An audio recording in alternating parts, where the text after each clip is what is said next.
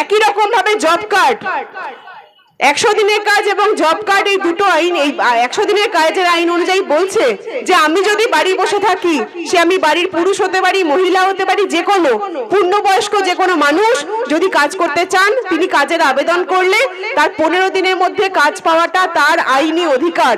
সরকার তাকে কাজ দিতে বাধ্য। যদি কাজ দিতে সরকার না পারে, তাহলে 15 দিনের পর থেকে তাকে বাড়ি বসে বেকার ভাতা দিতে হবে। এটাও আমার আইনি অধিকার। আজ পর্যন্ত 100 দিনের কাজ না পেয়ে কেউ বেকার ভাতা পেয়েছেন? এখানে যারা আছেন কেউ পেয়েছেন? 100 দিনের কাজ আবেদন চেয়েছেন কিন্তু পাননি, কিন্তু আপনাকে বেকার ভাতা দিয়েছে? কেউ পাননি। কেন পাননি? তার কারণ হচ্ছে আপনাদের কাছে এই তথ্যটাই ছিল না যে 100 দিনের কাজ না পেলেও বেকার ভাতার ব্যবস্থা রয়েছে। আজকে জব কার্ড পেতে গিয়ে দেখা যায় বিভিন্ন একে তাকে ধরতে হয়, এই পঞ্চায়েত মেম্বারকে ওকে ধরতে হয়, তাকে ধরতে হয়, একে ওকে বলে একটা জব কার্ড আদায় করতে হয়। কোথাও কোথাও জব কার্ডের জন্য টাকাও দিতে হয়, 100, 200, 500, 1000 টাকা অব্দি জব কার্ডের জন্য দেওয়া হয়। 100 দিনের কাজের আইন কি বলছে? 100 দিনের কাজের আইন বলছে যে কেউ যদি জব কার্ডের জন্য আবেদন করে, তাহলে 15 দিনের মধ্যে জব কার্ড পাওয়াটাও তার আইনি অধিকার। এমনকি জব কার্ড বানাতে যে ফটো তুলতে হয়, সেই ফটো তোলার খরচটাও পঞ্চায়েতকে বহন করতে হয়, সেইটার জন্য টাকা দিতে হয় না যদি কেউ আবেদন করেন। কিন্তু এই সমস্ত অধিকারগুলো কোনোটাই বাস্তবে প্রয়োগ হয়নি। তার কারণ হচ্ছে এইটা নিয়ে কোনো প্রচার সরকারের তরফ থেকে এতদিন পর্যন্ত হয়নি। আর এই প্রচারগুলো হয়নি বলে একটা বিরাট অন্ধকার থেকে গেছে। আর সেই অন্ধকারের সুযোগ নিয়ে হয়েছে বিভিন্ন জায়গায় চুরি হয়েছে। 100 দিনের কাজের টাকা চুরি হয়েছে, রেশনের টাকা চুরি হয়েছে, প্রধানমন্ত্রী আবাস যোজনার টাকা চুরি হয়েছে। যাই হোক, আজকে রক্তদান শিবিরের এই সভায় আমি সেই চুরির ওই অন্ধকারে আর ঢুকতে চাইছি না, কারণ আমরা আইএসএফ এর উদ্যোগে একটা আলোর দিকে হাঁটছি। আইএসএফ বারবার এই আওয়াজ রাখছে যে আমরা শুধুমাত্র ক্ষমতা বদল করতে আসিনি, আমরা সমাজ পরিবর্তন করতে এসেছি। অর্থাৎ আমরা মানুষের কি অধিকার আছে, কাজ করার অধিকার কি আছে, রেশনের অধিকার কি আছে, মিড ডে মিলের অধিকার কি আছে, বাসস্থানের অধিকার কি আছে, স্বাস্থ্যের অধিকার কি আছে, সেই নিয়ে আমরা আইএসএফ এর যারা কর্মীরা রয়েছেন আমাদেরকে সচেতন হতে হবে। এবং আইএসএফ এর একজন সক্রিয় কর্মী হিসেবে এটা আমাদের প্রত্যেকের দায়িত্ব যে এটা গ্রামের আর 5 জন যারা এই সম্পর্কে এখনো পর্যন্ত জানেন না, তাদের প্রত্যেকের কাছে এই খবরগুলো পৌঁছে দিতে হবে যে সরকার এতদিন পর্যন্ত আমাদের অন্ধকারে রেখেছিল। আজকে আমরা বিরোধী রাজনৈতিক দল হিসেবে সেই অন্ধকারে আলো ফেলতে এসেছি। আমাদের দায়িত্ব হলো মানুষের অজ্ঞানতার যে অন্ধকার, সেই অন্ধকারকে সরিয়ে সেখানে আলো ফেলা, জ্ঞানের আলো নিয়ে আসা। নওশাদ ভাইজানের মতো বিধায়ককে আপনারা পেয়েছেন, আপনারা দেখছেন প্রত্যেকদিন বিধানসভায় তিনি আওয়াজ তুলছেন। কিছুদিন আগেও এই গত সপ্তাহে 1.5 সপ্তাহ আগে যে বৃষ্টি হয়ে গেল, অকাল বৃষ্টি, সেই বৃষ্টিতে ফসলের বিরাট ক্ষতি হয়েছে। আপনাদের ভাঙড় এলাকাতেও যেহেতু প্রচুর শাকসবজি চাষ হয়, সবজির অনেক বেশি ক্ষতি হয়েছে। এই সবজির এই যে ক্ষতি, চাষের যে ক্ষতি, এই ক্ষতি নিয়েও বিধানসভাতে মুখ্যমন্ত্রীকে একজনই চিঠি দিয়েছেন। তিনি হলেন বিধানসভার ওই 294 জনের মধ্যে একজনই বিধায়ক, তিনি নওশাদ সিদ্দিকী। আজকে নওশাদ সিদ্দিকী আওয়াজগুলো তুলছেন বলে পশ্চিমবঙ্গের প্রত্যেকটি সাধারণ মানুষের মধ্যে আইএসএফ এর জন্য একটা স্বচ্ছ ভাবমূর্তি তৈরি হয়েছে। আইএসএফ এর দিকে মানুষ আকৃষ্ট হচ্ছেন। এবং আপনাদের বিধায়ক আইএসএফ এর নেতৃত্বরা আপনারা জানেন যে তারা শুধুমাত্র কথায় ভালো ভালো কথা বলছে এমনটা নয়। আপনাদের বিধায়ক নিজে 42 দিন জেল খেটেছেন।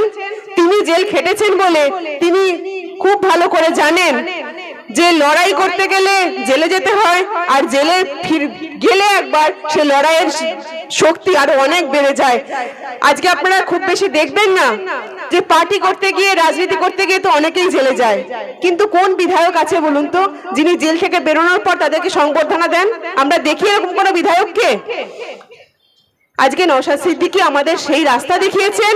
সেই রাস্তায় আমাদের এই শিক্ষাই দেয় যে জেল হয়, গুলি চলে, কেস দেওয়া হয়, যা হয় হোক, আইএসএফ যে অধিকারের জন্য লড়াইটা করতে নেমেছে সেই অধিকারের জন্য আমাদের লড়াই কোনো মতে থামবে না। আপনাদের এই অঞ্চলের ওহিদুলের ওপর যে কিছুদিন আগে সন্ত্রাস নেমেছিল, দীর্ঘদিন, এর আগে 42 দিনও জেলে থেকেছে, তারপরেও পঞ্চায়েত ভোটের পরেও জেল খেটেছে। যাই হোক, সেই জেল খাটা সত্ত্বেও ও নির্বাচনে জয়ী হয়েছে, পঞ্চায়েত সমিতির সদস্য হয়েছে। এবং আপনাদের ভাঙড়ের মধ্যে বহু অঞ্চল রয়েছেন যারা হয়তো নির্বাচনের নমিনেশন জমা দিতে পারেননি, কিন্তু সেই মামলাও হাইকোর্টে চলছে। এটা ভাঙড় থেকে শিক্ষা নেওয়ার, যে যদি ছেড়ে না দেওয়া হয়, যদি শেষ পর্যন্ত লেগে থাকা যায়, তাহলে জয় একদিন আসবে। আমাদের এখানকার বহু ছেলেরা রয়েছেন যারা কাজের সন্ধানে এখন দক্ষিণ ভারতের দিকে চলে যান, কেরালা, তামিলনাড়ু, কর্ণাটক, এই সমস্ত জায়গায় অনেকেই আছে কাজ করতে যান। যারা এরকম কাজ করতে গেছেন তাদের হয়তো কম বেশি অভিজ্ঞতা থাকবে যে দক্ষিণ ভারতের এই রাজ্যগুলোতে, বিশেষ করে তামিলনাড়ু এবং কেরালাতে, সরকারি স্বাস্থ্য ব্যবস্থায় যা চিকিৎসা পাওয়া যায় তা আমাদের এখানকার প্রাইভেট নার্সিং হোমের চিকিৎসাকেও হার মানায়। এইখানে সরকারি হাসপাতালে যে পরিমাণ ডাক্তার থাকে, যে পরিমাণ নার্স থাকে, ওষুধের ব্যবস্থা যেভাবে থাকে, বেডের সংখ্যা যা থাকে, দক্ষিণ ভারতের এই রাজ্যগুলোতে পশ্চিমবঙ্গ তার ধারে কাছেও আসে না। তাহলে স্বাস্থ্য সাথীতে রাজ্য সরকার আজকে যে টাকা বরাদ্দ করছে, সেই টাকা দিয়ে কি পশ্চিমবঙ্গের স্বাস্থ্য ব্যবস্থা ঢেলে সাজানো যেত না? এই প্রশ্ন আসবে, আইএসএফ এই প্রশ্ন তুলবে।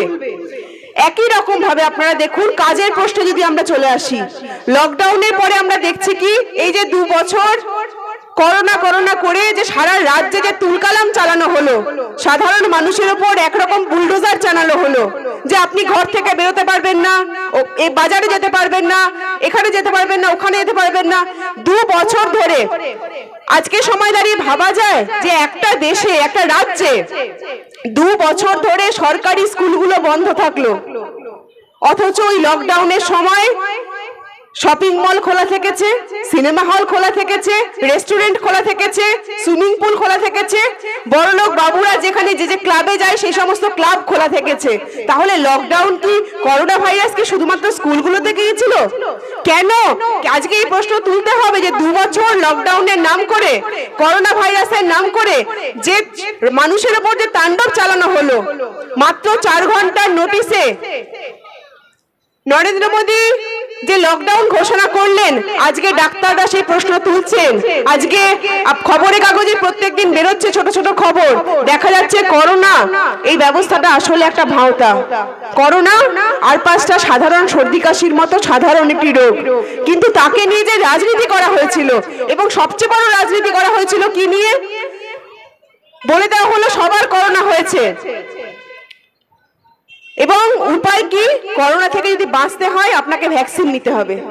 সেই ভ্যাকসিনটা আদৌ পরীক্ষা হয়েছে কিনা, সরকার যে আমাদের শরীরে এক একটা করে ভ্যাকসিন পুড়ে দিচ্ছে, সেই ভ্যাকসিনটা পরীক্ষিত হয়েছে কিনা, এই প্রশ্ন আজকে উঠবে।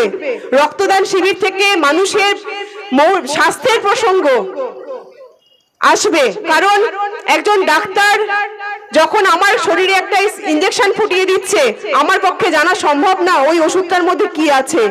তাহলে আমি যখন আমার শরীরে একটা ওষুধ প্রয়োগ করতে দিচ্ছি, আমাকে ফার্স্টে জানতে হবে যে ওষুধটার ফলাফলটা কি। এই যে করোনার ভ্যাকসিনের নাম করে যে মানুষের উপর যে একটা সন্ত্রাস তৈরি করা হলো, যে ভ্যাকসিন না নিলেই মৃত্যু হবে, ভ্যাকসিন না নিলেই এই হয়ে যাবে, ওই হয়ে যাবে, আজকে তো সেটা প্রমাণিত হচ্ছে যে ভ্যাকসিন নেওয়ার ফলেও বহু মানুষের বিভিন্ন রকম রোগ জ্বালা দেখা দিয়েছে, এবং এই ভ্যাকসিনটা আদৌ প্রমাণিত নয়। এবং এই লকডাউনের সময় করে দেখুন যে লকডাউনে স্কুলগুলো বন্ধ হয়ে গেল। আমাদের এই দেশের শ্রমিকরা যে বিভিন্ন শহরে, কেউ দিল্লি, কেউ মুম্বাই, কেউ চেন্নাইয়ে কাজ করতেন, তারা কেউ পায়ে হেঁটে, কেউ কোনো ক্রমে বাসে চড়ে, কেউ লরির পিছনে চেপে বাড়ি ফিরলেন, রাস্তায় আস্তে আস্তে রেল লাইনে চাপা পড়ে মারা গেলেন। এই যে পরিস্থিতির মধ্যে দিয়ে 2 বছর আমাদের গোটা রাজ্য, গোটা দেশ চললো, তারপরে আমরা কি পেলাম? এই 2 বছরের মধ্যে সারা রাজ্যে কিন্তু আমাদের বাংলাতে এবং সারা দেশেও 100 দিনের কাজ কিন্তু ভালোভাবে হওয়ার কথা ছিল, কারণ মানুষের হাতে সেই সময় কোনো বিকল্প কাজের ব্যবস্থা ছিল না। কিন্তু আমরা কি দেখলাম? এই 2 বছর পশ্চিমবঙ্গে 100 দিনের কাজ সম্পূর্ণরূপে বন্ধ থাকলো। প্রায় কেউই কাজ পায়নি। কেন কাজ পায়নি তার কোনো উত্তর আমাদের কাছে নেই। আচ্ছা, 100 দিনের কাজের যে আইনটা, সেটা তো 2006 সালে তৈরি হয়েছে। এই 100 দিনের কাজের আইন বলছে যে গ্রাম পঞ্চায়েত এলাকায় যারা বসবাস করেন তাদের প্রত্যেকের প্রতি বছর 100 দিনের কাজ পাওয়াটা অধিকার, কারো কাছে চাইতে হবে না। যে কেউ গ্রাম পঞ্চায়েত এলাকায় যারা বসবাস করেন তারা চাইলে কাজ করতে পারেন। এই প্রচারটা আজ পর্যন্ত কোন পঞ্চায়েত, কোন সরকার আপনাদের বাড়ি বাড়ি গিয়ে করেছে? কেউ আপনাদেরকে জানিয়েছে যে আপনি কিন্তু আপনার হাতে যদি এখন চাষের কাজ না থাকে, যদি এখন অন্য কোনো কাজ না থাকে, আপনি 100 দিনের কাজ করতে পারেন, আবেদন করুন? কেউ জানায়নি। আমি এই বলে আমার বক্তব্য শেষ করছি। ইনকলাব জিন্দাবাদ।